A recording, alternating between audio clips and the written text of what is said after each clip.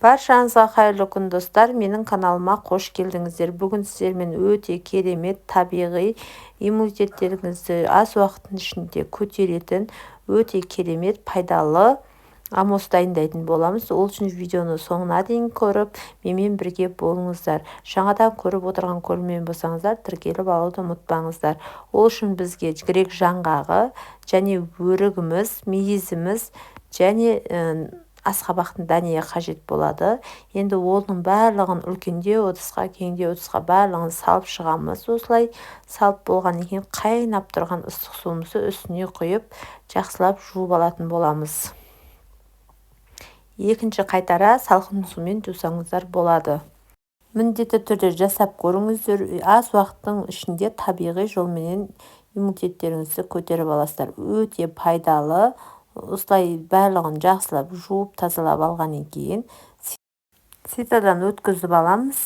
Өткізіп болғаннан кейін тағы да екінші қайтара салқын сумен жуып алыңыздар міндетті түрде. Сонда біздің дәнектеріміз тап-таза осылай тазарады. Бізге енді лимон қажет болады. Лимонның барлығын қосқан жоқпын. Осылай 4-тен 3 бөлігін қостым да 1 бөлігін алып қалдым. Және де ішіндегі дәнектерін осылай міндетті түрде алып тастаңыздар. Дәнектері өте ащы болады. Сөйтіп турап майдалап, бұны да массировкадан жақсылап өткізіп алатын боламыз.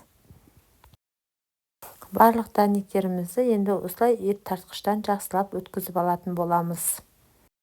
Менің каналымда видео бөліміне өтсеңіздер, осындай пайдалы видеолар көп, соларды ашып көрсеңіздер болады. Сіздердің пайдаларыңызға жарайтынына сенімдімін. Лимонды да осылай ет тартқыштан өткізіп жібереміз. Ет тартқыштан тартып болғаннан кейін енді барлығын араластыратын боламыз. Осылай табиғи балдан қосыңыздар. Қанша мөлшерде, қанша кететінін бәрін описанияда жазып кетемін. Сол жерден ашып көрсеңіздер болады.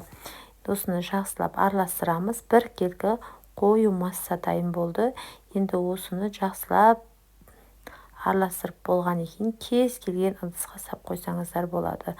Енді шыны ыдысқа салсаңыздар ұзақ уақытқа шыдайды. Шыны болмаса банкі сондайға сап қойыңыздар. Баклажка ондайға салмаңыздар. Өте зиян. Сол үшін осындай шыны ыдысқа сап қойыңыздар. Енді күнде таңертең азанғы уақытта аш қарынға 1 қасықтан азанда жеп алсаңыздар өте пайдалы. Азанғы уақытта осылай кішкене қасықпенен 1 мезгіл аш қарынға жесеңіздер нәтижесін тез уақытта көретін боласыздар. Өте пайдалы. Видео ұнаса лайк басып, комментарий жазып, осындай қазақша каналдардың дамуына аз да болса өз үлестеріңізді қоса кетіңіздер. Назарларыңызға көп рахмет. Сау болыңыздар.